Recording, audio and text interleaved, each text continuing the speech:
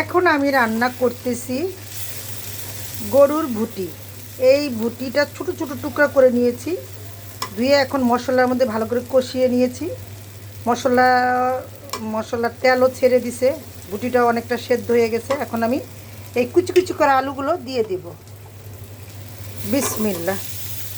আমার পরিবারের সবাই এইটার সাথে এই আলুটা খেতে খুব পছন্দ করে, তাই আমাকে কি এই ভুটির সাথে, মানে এটা গরুর ভুটি, এটার সাথে আলুগুলি দেওয়া হয়। সবাই সবার খাবারের ধরন এক না, পছন্দ এক না, এবং খেতেও চায় না। এটা যার যার রুচির ব্যাপার। তাই আমি আমার পরিবারের সদস্যরা যেভাবে পছন্দ করে আমি সেইভাবে রান্না করতে পছন্দ করি এবং স্বাচ্ছন্দ্য বোধ করি। কারণ আমার পরিবারের কোনো মানুষের কোনো জিনিসের অতটা মানে নেই। আমি যা রান্না করি ওরা সেটা মন ভরে এবং আনন্দ সহিত খায়। তা আমারও ভালো লাগে রান্না করতে। রান্না তো আমরা সকলেই করে থাকি, তাই না? খাবার যখন খেতে হবে রান্না তো করতে হবে। আজ পয়লা ফাল্গুন, সকলকে জানাই পয়লা ফাল্গুনের শুভেচ্ছা। আল্লাহ হাফেজ।